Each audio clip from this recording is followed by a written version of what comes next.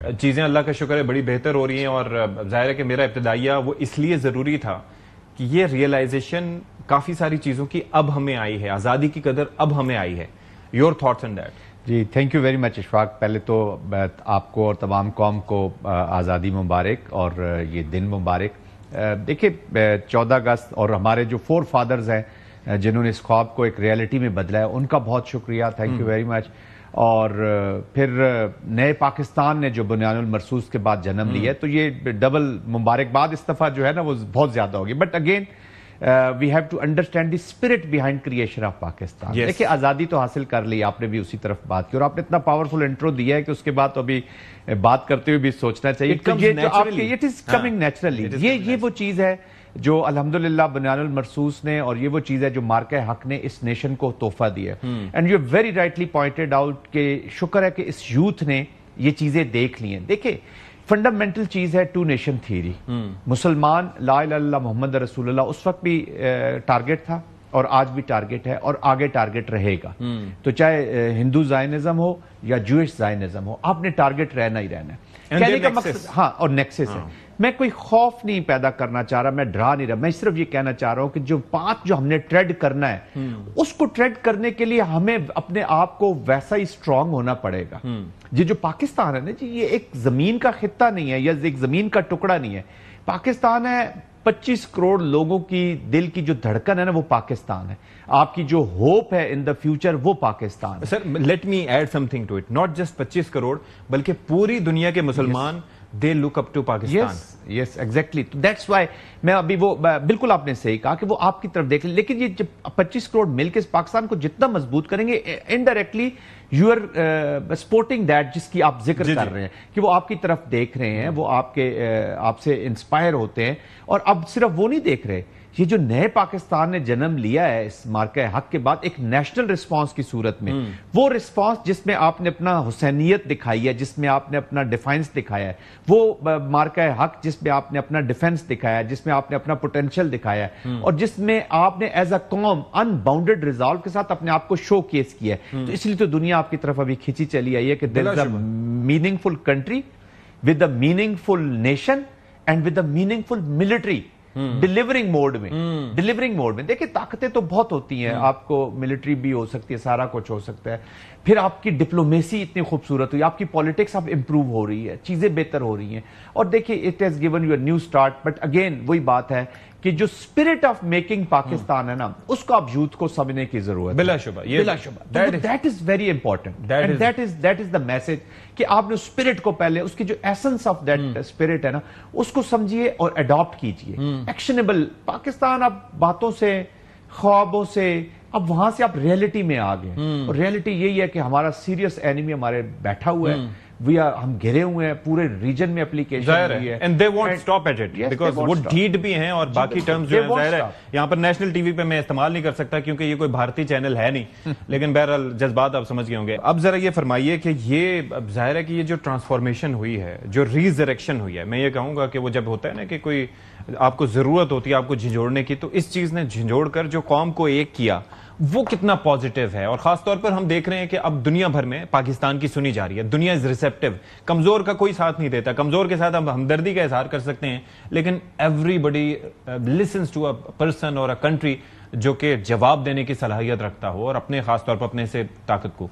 तो ये मैसेज दुनिया को जो गया है, खासतौर पर उसके हम असरात और समरात भी देख रहे हैं, ये कितना जरूरी था। देखिए इशफाक साहब, जब भी आप अपने आपको शोकेस करते हैं या दुनिया आपके बारे में जब सोचती है, तो वो ये नहीं देखती कि आप कितने ताकतवर हैं, आपके पास कितनी बड़ी फौज है, आपके पास कितने इकॉनमी कितनी बड़ी है, आपके पास पैसा कितना ज्यादा है। जैसे इंडिया अपने आप को शोकेस करता रहता है, वो देखते हैं आपका किरदार, आपका कैरेक्टर कितना बड़ा है। Character in the crisis and character in the war. Pakistan ने वो हमेशा प्रेशर में अपना करैक्टर शो किया। प्रेशर अमेंडमेंट्स लगी, यहाँ पे मिसाइल प्रोग्राम्स आपने किया, आपने न्यूक्लियर तक पहुंचे। हमें पता था कि अगर आज आपके पास न्यूक्लियर ना होता तो आप अपना जरा इस रीजन की शेप देख लेते, पाकिस्तान की देख लेते। अगर आपके पास ताकतवर फौज होना एक अलग बात है, and will to use that military is another जी, एंड विल टू फाइट। तो अल्हम्दुलिल्लाह Pakistan has the capacity, Pakistan has the capability and most importantly Pakistani nation has the will to fight India. हम किसी जैसे कहा ना हुसैनियत, जैसे अभी अहमद भी फरमा रहे थे कि हमारे डीएनए में है, ये हुसैनियत डीएनए में, हम किसी की इजारादारी नहीं मानते। यस, हम दूसरी तरफ हम अपने आप को एक स्टेबिलिटी का फैक्टर भी समझते हैं और दुनिया समझती है कि पाकिस्तान एक नेचुरल स्टेबलाइजर भी है रीजन का और स्टेबिलिटी लाने वाला मुल्क है, पीस के हम दाई है। हम पीस चाहते हैं। अच्छा, पीस खौफ से नहीं चाहते और ये बार बार वो आजमा चुका है। पुलवामा भी देख लिया उसने, अभी पहलगाम भी देख लिया। वो 71 के अवामिल डिफरेंट थे, सिचुएशन वाज डिफरेंट, जो अभी एक दाग। लेकिन हैविंग सेड दैट, पाकिस्तान की आजादी अभी तक मुकम्मल नहीं है जब तक हम अपना कश्मीर का तो दिस इज हाफ। मैं जाती तौर पे इसको यही कहता हूं कि अभी तक मेरी आजादी मुकम्मल नहीं है।